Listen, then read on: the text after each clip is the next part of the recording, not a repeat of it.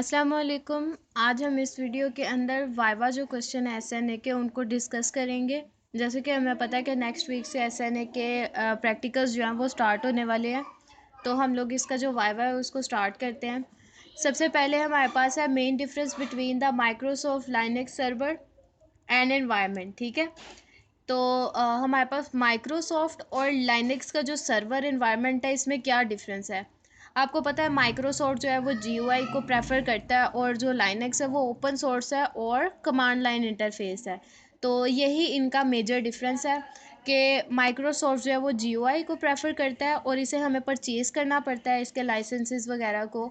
और जहाँ तक बात है लाइनेक्स की, तो लाइनेक्स जो है वो ओपन सोर्स है और ये जो है कमांड लाइन को फॉलो करता है। अब नेक्स्ट जो है वो क्वेश्चन है हमारा viva question, according to common use cases for Linux server, यानी कि लाइनेक्स सर्वर को हम लोग किस किस चीज़ के लिए इस्तेमाल कर सकते हैं। यानी अगर आपसे जो एग्जामिनर है वो क्वेश्चन पूछता है कि आप लाइनेक्स सर्वर को क्यों इस्तेमाल करते हैं, किस चीज़ के लिए, तो आप कह सकते हैं कि वेब होस्टिंग के लिए, डाटाबेस मैनेजमेंट के लिए, प्रिंट सर्विसेज के लिए और क्लाउड कंप्यूटिंग के लिए। ठीक है, सबसे ज़्यादा वेब होस्टिंग में, उसके बाद डेटाबेस मैनेजमेंट में, उसके बाद फाइल की जो प्रिंट सर्विसेज होती हैं उनके लिए, और देन क्लाउड कंप्यूटिंग के लिए लाइनेक्स सर्वर को हम लोग इस्तेमाल कर सकते हैं। थर्ड नंबर पर एक्टिव डायरेक्टरी से रिलेटेड जो है क्वेश्चन आता है। एक्टिव डायरेक्टरी जो है वो आपकी डोमेन कंट्रोलर के साथ वर्किंग कर रही होती है। ठीक है, ये एक मेजर यानी जैसे हब सबको कंट्रोल कर रहा होता है, इसी तरह आपके पूरे सिस्टम का जो रिसोर्सेज हैं वो इसके थ्रू का जो है ना वो सॉर्ट आउट होते हैं। और फिर ऑथेंटिकेशन ऑथराइजेशन भी एक्टिव डायरेक्टरी परफॉर्म करती है। तो अगर एग्जामिनर आपसे क्वेश्चन करता है कि एक्टिव डायरेक्टरी माइक्रोसॉफ्ट सर्वर में क्या रोल प्ले कर रही है, तो आपने बताना है कि उसके अंदर ये यूज़र्स को मैनेज करती है, उनके अकाउंट्स को मैनेज करती है, उनके लिए परमिशंस जो प्रिविलेजेस वगैरह हैं उन्हें हैंडल करती है, पॉलिसी मेकिंग परफॉर्म करती है। पॉलिसी मेकिंग का मतलब ये है कि रूल्स जो उनसे रूल्स एंड रेगुलेशंस है ना वो सेटअप करना, और उसके बाद सिक्योर असेस जो है रिसोर्सेज के लिए वो असाइन करती है। ठीक है, तो इस तरह से हमारे पास इसका ये क्वेश्चन भी क्लियर हो जाएगा। नेक्स्ट अगर एग्जामिनर क्वेश्चन करता है लाइनेक्स डिस्ट्रीब्यूशन से रिलेटेड कि लाइनेक्स की जो डिस्ट्रीब्यूशन है हमारे पास वो हम लोग सर्वर्स के तौर पर इस्तेमाल करते हैं, तो कौन कौन सी डिस्ट्रीब्यूशंस हो सकती हैं, तो इसमें बहुत सारी हैं। यूबंटो है, सेंटोस है, डेबियन है, रेड हैट है। तो ये जितने भी सारे हैं ना, ये इन सब के आप नाम लेके बता सकते हैं। ठीक है, आगे फिफ्थ नंबर पर हमारे पास है step involve in configuring client server operating system. अब आपको पता है जो सर्वर्स हैं वो दो तरफ से कन्फिगर किए जाते हैं, एक सर्वर साइड से और एक होता है क्लाइंट साइड से। तो अगर हमने क्लाइंट सर्वर साइड से करना हो ऑपरेटिंग सिस्टम को कन्फिगर, तो कैसे करते हैं कि सबसे पहले हमें तो ऑपरेटिंग सिस्टम इंस्टॉल करना होता है, देन हम लोग उसे कन्फिगर करते हैं। और कन्फिगर कैसे करते हैं, उसकी नेटवर्क की सेटिंग वगैरह करते हैं, यानी कि आईपी एड्रेसेस वगैरह असाइन करना और ये सारा कुछ। ठीक है, और इसके अलावा अगर आप सर्वर साइड पे, तो कुछ सिक्योरिटी रूल्स भी होंगे जिन्हें आप अप्लाई करेंगे, यानी कि कौन प्रिविलेज रखता है इस नेटवर्क में आने की और कौन नहीं रखता। और देन फिर आप लोग रिक्वायर्ड सर्विसेज जैसे कि सांबा, एसएमटीपी, एफटीपी, जो भी सर्विस आपको चाहिए आप उसको गेन करते हैं उसके अंदर। फिर आता है कि आप लोग क्लाइंट सर्वर का जो आर्किटेक्चर होता है वो किस लिए यूज़ कर रहे होते हैं, क्या वजह इसे यूज़ करने की, क्लाइंट सर्वर ही क्यों।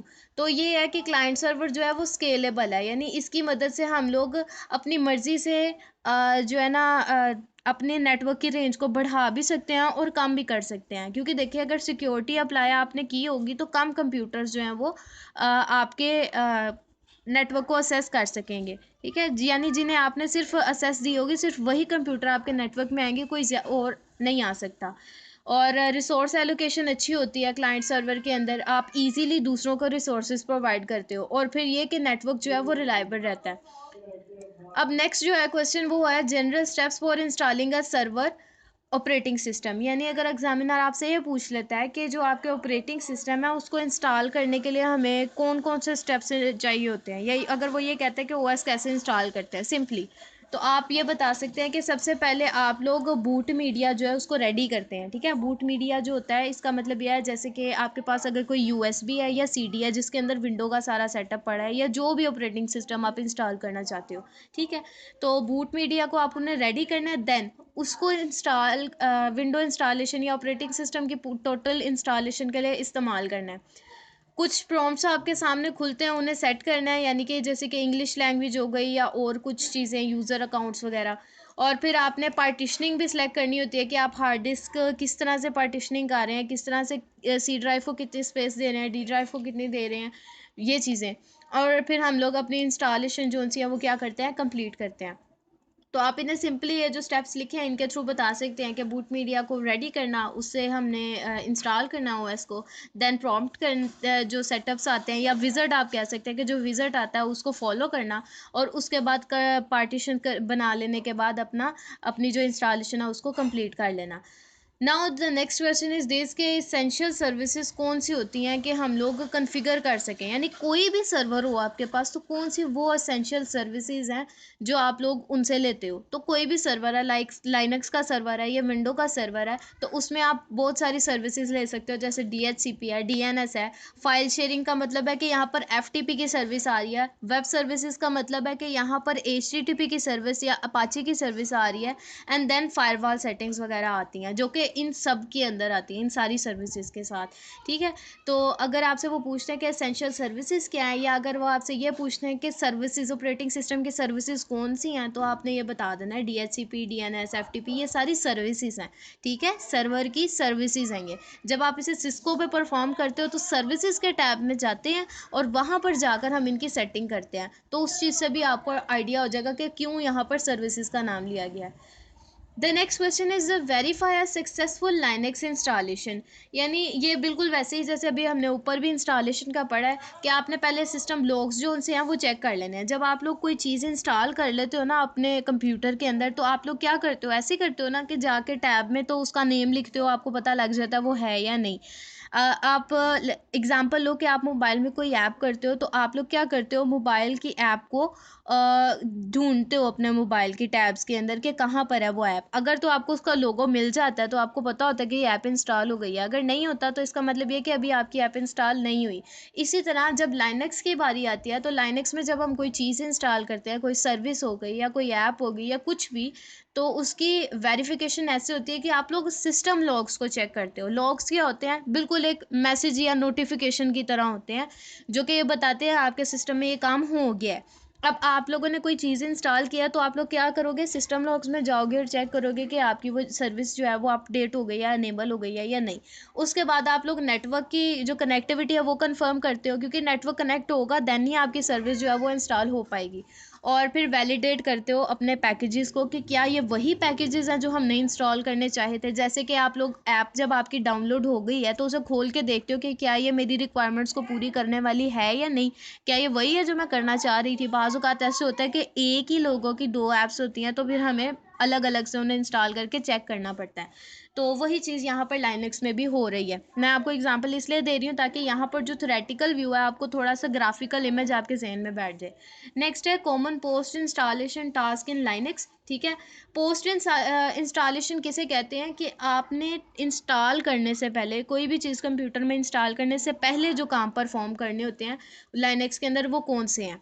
अब फ़र्ज़ करें कि आपने विंडो के अंदर अगर कोई नई विंडो इंस्टॉल करनी है जो लेटेस्ट आई है, तो आप क्या करेंगे, सबसे पहले आप अपने कंप्यूटर का हार्डवेयर चेक करेंगे क्या वो अप टू डेट है या नहीं, क्या उसके जो ग्राफिक कार्ड्स हैं उससे मैच करते हैं या नहीं। तो इसी तरह लाइनक्स के अंदर भी पोस्ट इंस्टॉलेशन के प्रोसेस में यही आता है कि सबसे पहले हम अपने सिस्टम को अपडेट करते हैं, देन हम लोग यूज़र अकाउंट को कॉन्फ़िगर करते हैं, यानी कि जो यूज़र है उसका अकाउंट एक पूरा बनाते हैं, कॉन्फ़िगर करते हैं और उसका डाटा जो है अपने पास रखते हैं, क्योंकि हमने जब नया नया ऑपरेटिंग सिस्टम इंस्टॉल करना है तो हमें उसमें डालने के लिए कोई डाटा चाहिए होगा यूज़र का।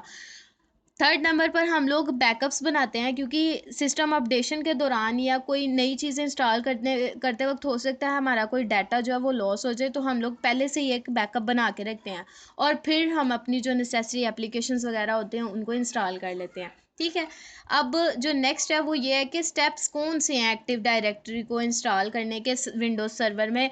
ये इम्पॉर्टेंट क्वेश्चन है एक, ये आपको सिर्फ वाइवा में ही नहीं बल्कि आपके प्रैक्टिकल पेपर में भी ये क्वेश्चन आ सकता है।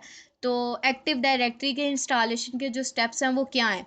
तो यहाँ पर छोटे छोटे स्टेप्स लिखे हैं, वहाँ में अगर आपको पेपर में एग्ज़ाम में ये पूरा क्वेश्चन आ जाता है तो उस सूरत में आपने क्या करना है कि इसके जो सब स्टेप्स हैं उनको भी सारा मेंशन करना है, ठीक है।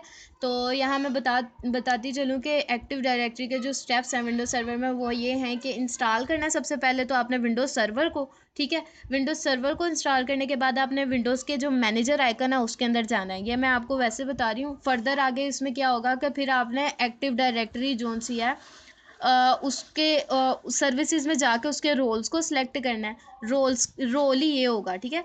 वो जो मैंने अभी आपको कहा ना सर्वर मैनेजर में जाना है, जब वो मैनेजर ओपन करेंगे तो साइड पर ऑप्शन होता है ऐड रोल्स का। जब ऐड रोल पे क्लिक करेंगे तो वहाँ पर आपको एक्टिव डायरेक्टरी का एक ऑप्शन नज़र आ रहा होगा, उसे आपने अनेबल करना होगा और डीएनएस भी वहाँ पर अनेबल होता है। तो उसके बाद आपने जब सारी सेटिंग फॉरेस्ट और वो सारा कुछ कर लेना है तो उसके बाद आपने क्या करना है, अपनी डोमेन को कन्फिगर करना है और करने के बाद आप लोगों ने देख लेना है कि आपका जो पीसी है वो डोमेन कंट्रोलर बन गया है या नहीं बना, यानी कि आपकी एक्टिव डायरेक्टरी जो है वो क्रिएट हो गई है या नहीं हुई। अब डोमेन कंट्रोलर का हमने नाम लिया है तो हो सकता है वो डोमेन कंट्रोलर के रोल से भी आपसे पूछ लें। बाज़ औक़ात ऐसे होता है वो आपसे ये नहीं कहते कि एक्टिव डायरेक्टरी का क्या रोल है, वो आपसे पूछते हैं डोमेन कंट्रोलर का क्या रोल है। तो रोल ऑफ डोमेन कंट्रोलर कैसे आएगा कि आपने कहना कि ऑथेंटिकेट करता है यूज़र को, मैनेज करता है डोमेन रिसोर्सेज को और इन्फोर्स करता है सिक्योरिटी पॉलिसीज़ को। तो देखिए यही चीज़ एक्टिव डायरेक्टरी भी कर रही होती है, ऑथेंटिकेशन प्रोवाइड कर रही होती है, रिसोर्सेज यानी कि सेम ही है। अगर आपसे वो पूछते हैं एक्टिव डायरेक्टरी के बारे में तब भी आप ये बोल सकते हैं, अगर आपसे डोमेन कंट्रोलर के बारे में कहते हैं तो तब भी आप ये बता सकते हैं। नेक्स्ट है हमारे पास creating and managing active directory forest. Forest किसे कहते हैं?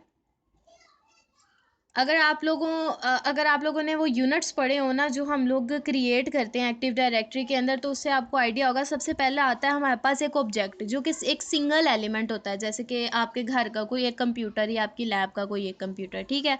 उसके बाद वो जो एक यूनिट है उससे मिल के फर्दर हमारे पास कुछ जो है ना वो बड़े लेवल के यूनिट्स बनाए जाते हैं जिन्हें हम लोग ट्रीज़ कहते हैं, ठीक है। वो हायरार्किकल की फॉर्म में होते हैं और उन हायरार्किकल फॉर्म के जो ट्रीज़ होते हैं ना वो पेरेंट चाइल्ड रिलेशन के अंदर होते हैं। और अगर मैं एक ट्री की जगह 3-4 ट्रीज़ ले लेती हूँ या एक बड़ा ग्रुप ले लेती हूँ ट्रीज़ का तो वो फॉरेस्ट बन जाता है, ठीक है।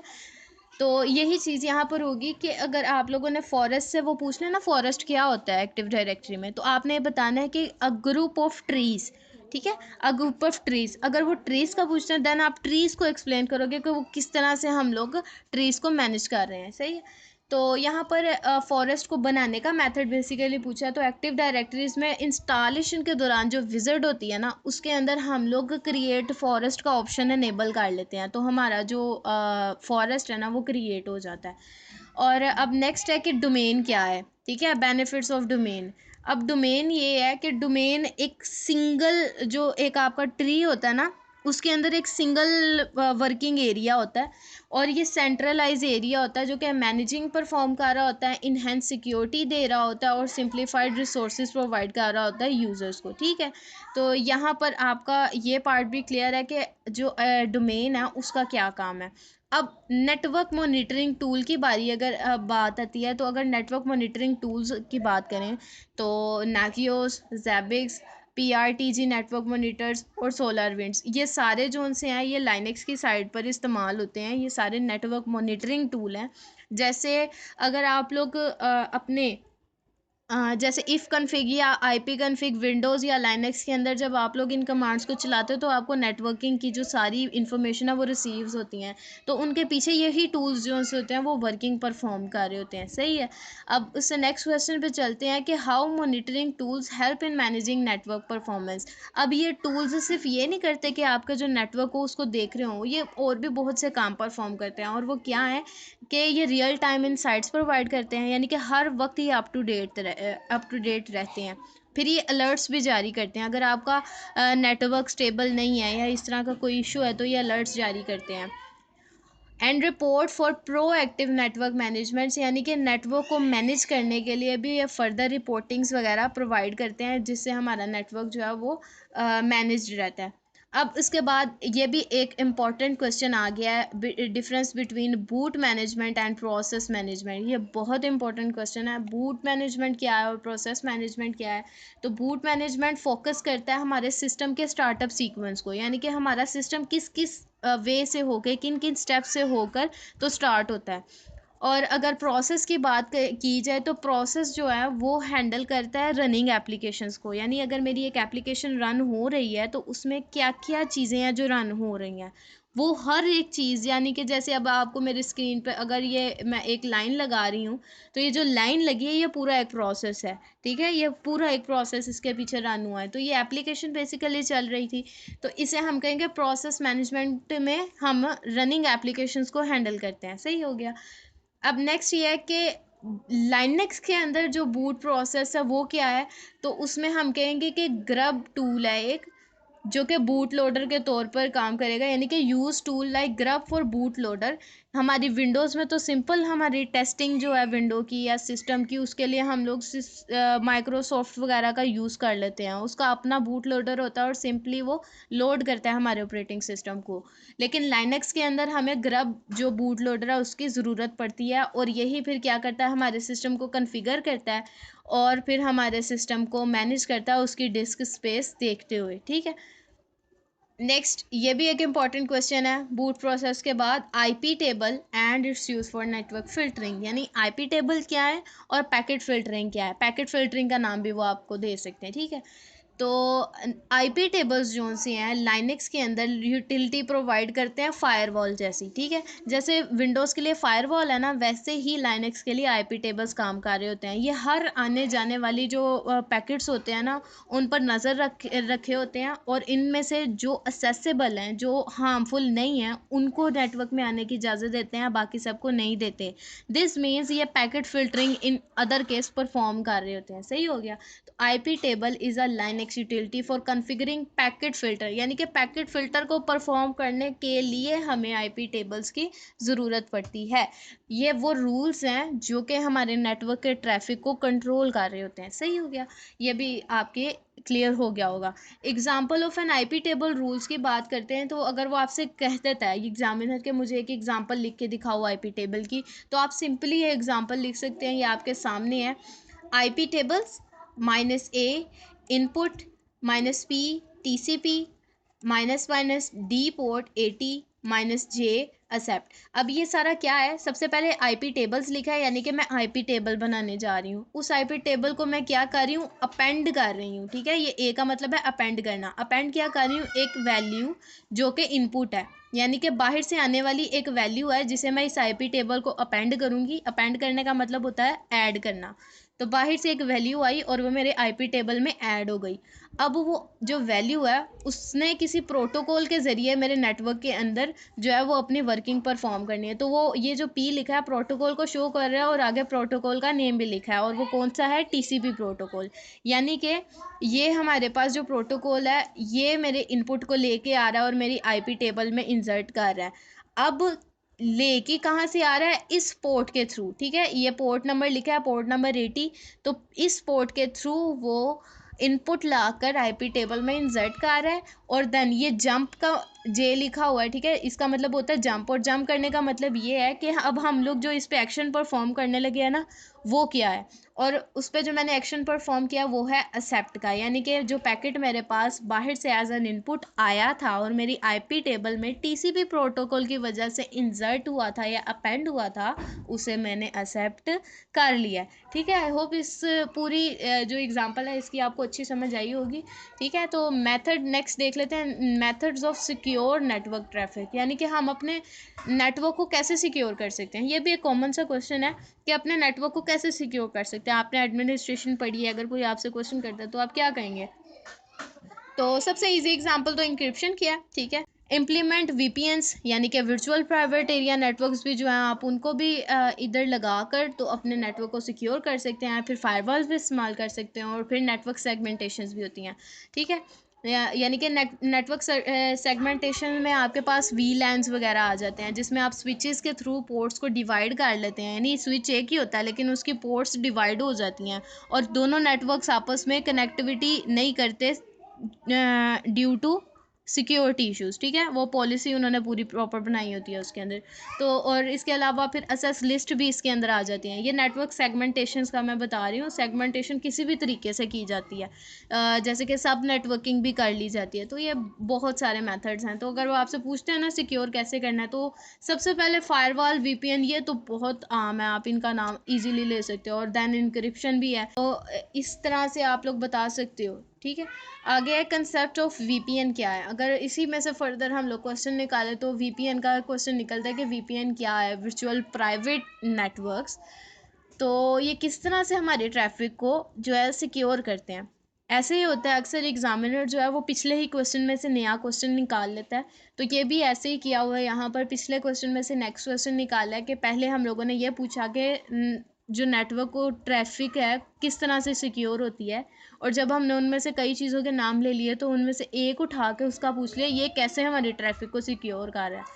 तो वीपीएन जो है वो क्या करते हैं, एक सिक्योर टनल बना देते हैं हमारे नेटवर्क के दरमियान, यानी ठीक है, यानी अगर आप लोग इंटरनेट यूज़ कर रहे हो और आपने वीपीएन लगा लिया है तो क्या होगा कि आपका जो नेटवर्क है वो सिक्योर हो जाएगा। वो क्या, वीपीएन क्या करेगा, आपके इंटरनेट को टनल सा उसके अंदर से लेके जाएगा, और वो टनल जो है वो क्या कर रहा होगा, आपके डाटा को इंक्रिप्ट कर रहा होगा, और बाहर से कोई चीज़ आपके डाटा को या कोई किसी भी चीज़ को अफेक्ट नहीं कर सकती। तो इस तरह से वीपीएन हमारे नेटवर्क को भी क्या करते हैं, सिक्योर कर लेते हैं।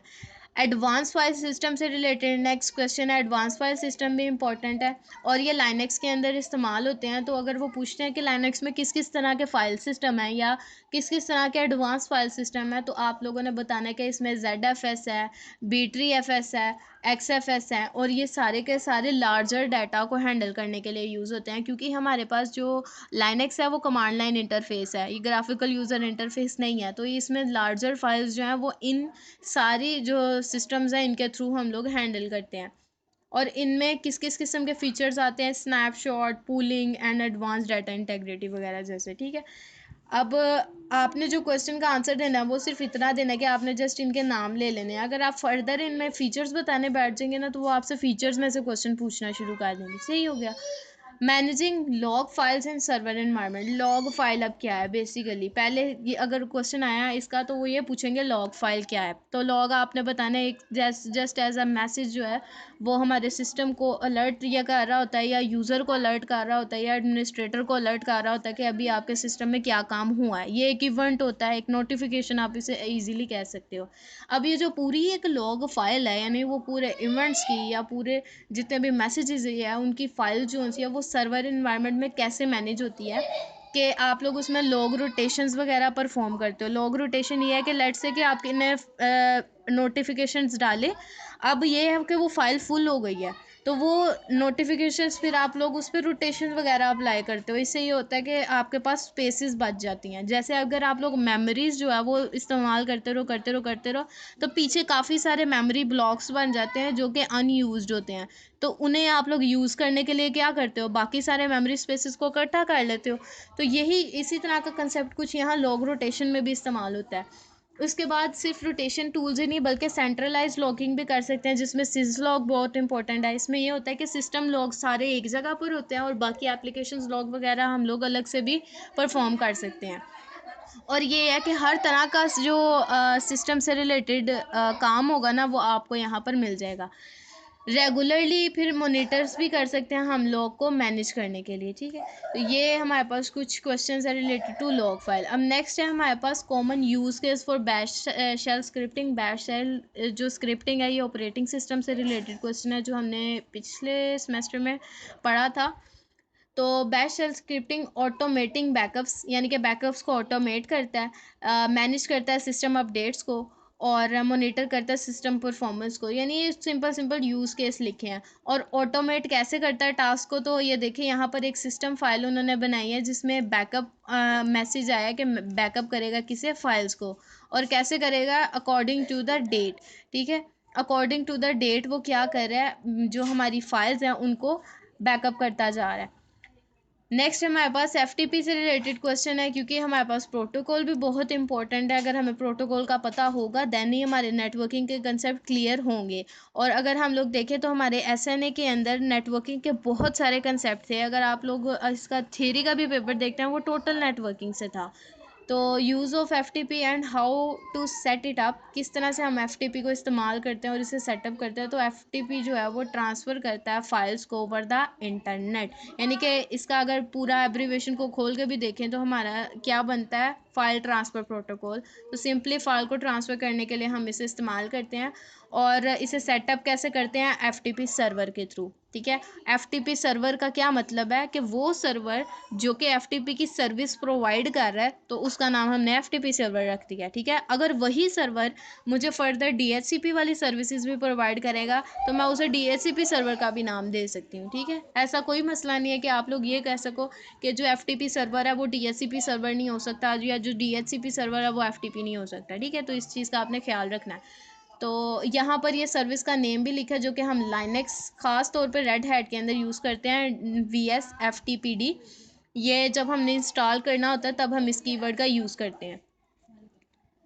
अब नेक्स्ट NFS से रिलेटेड क्वेश्चन है कि NFS क्या है, how it is different from Samba server. NFS और सांबा सर्वर दोनों को रेड हैट पे हम लोग देखेंगे जब हम लोग इसका प्रैक्टिकल करेंगे। तो इन दोनों में वो कह रहे हैं कि क्या डिफरेंस है। तो जो NFS है वो नेटवर्क फाइल सिस्टम है, यानी कि फ़ाइल सिस्टम्स का पूरा एक नेटवर्क क्रिएट करना जिसमें हम लोग फाइल को शेयर कर सकते हैं लाइनेक्स सिस्टम के अंदर।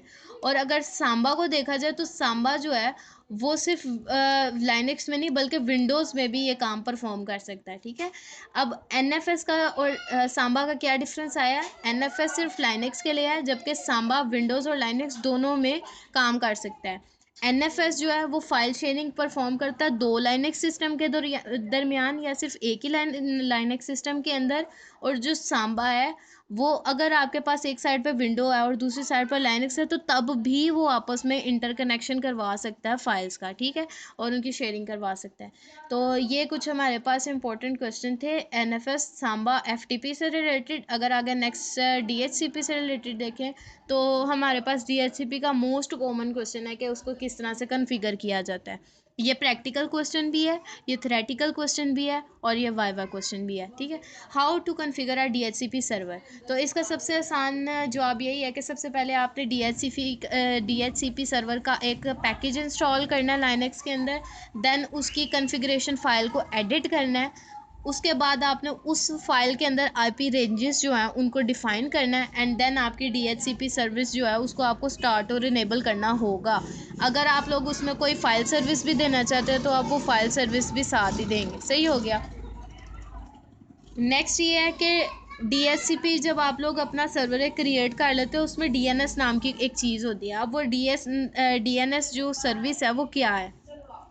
तो जो DNS डोमेन नेम सिस्टम है, ये नेमिंग सर्विस है, ये DHCP से थोड़ा सा डिफरेंट होता है। DHCP जो है वो ऑटोमेटिकली IP असाइनिंग का नाम है, लेकिन डोमेन नेम सिस्टम क्या है कि आपके जो IPs होते हैं उन्हें कॉमन नेम्स के अंदर डिफ़ाइन करता है। या आप ये कह सकते हो कि उन्हें रीनेम कर लेता है, ट्रांसलेट कर लेता है, ये भी कह सकते हो आप, ठीक है। तो रोल्स क्या हैं DNS के, एक नेटवर्क के अंदर DNS के डिफरेंट रोल्स होते हैं। यहाँ पर सिंपल DNS का रोल ही मेंशन है कि ट्रांसलेट करता है ह्यूमन रीडेबल डोमेन नेम्स में। अगर आप लोग IP एड्रेस, मैं अगर आपसे ये पूछ लूँ आपके मोबाइल का IP एड्रेस क्या है या आपके कंप्यूटर का IP एड्रेस क्या है तो आपको नहीं पता। लेकिन अगर आप लोग चेक अगर आपसे मैं आपका कॉन्टैक्ट नंबर पूछती तो आपको वो उतना नहीं याद होगा जितना आपको नेम याद होगा, ठीक है। आपने मोबाइल के अंदर जो नंबर सेव किए होते हैं आपको नेम याद होते हैं या नंबर याद होते हैं, मोस्टली आपको नेम याद होते हैं। तो इसी तरह आपको IP एड्रेस भी याद नहीं रहते, आप लोग नेम याद रखते हो। तो DNS भी यही करता है। जब आप गूगल पर सर्च करने के लिए जाते हो तो क्या आप गूगल का IP एड्रेस वहाँ लिख के सर्च करते हो, नहीं, आप उसकी डोमेन नेम लिख के सर्च करते हो। तो यही हमारे पास इसका मेजर रोल है कि हमारे जो IPs हैं उनको ह्यूमन रीडेबल डोमेन नेम्स में ट्रांसलेट करता है और इंटरनेट पे हमें कम्युनिकेशन करने में फैसिलिटेट करता है। अब DNS के बाद अपाची से रिलेटेड एक क्वेश्चन है, यानी हर सर्वर से रिलेटेड एक क्वेश्चन यहाँ पर एंटर किया गया है। तो setting up an Apache web server क्या है। अपाची वेब सर्वर हमारे पास HTTP जैसी जो है वो सर्विसेज प्रोवाइड कर रहा होता है। और यहाँ पर HTTP से आपको समझ आ गया होगा क्या कहना चाह रही हूँ, यानी कि रिक्वेस्ट एंड रिस्पॉन्सेज का एक पूरा जो प्रोसेस है उसको यहाँ परफॉर्म करता है अपाची वेब सर्वर। तो इसको हम कैसे सेटअप करते हैं, इसे हम लोग इंस्टॉल करते हैं, फिर इसके कॉन्फ़िगर करते हैं वर्चुअल होस्ट को, यानी कि जो इसे होस्ट करेगा उस होस्ट को हम लोग कॉन्फ़िगर करते हैं। उसके बाद हम लोग परमिशंस जो सी हैं उन्हें सेट करते हैं और फिर उसके बाद हम अपनी सर्विस को स्टार्ट और इनेबल करते हैं।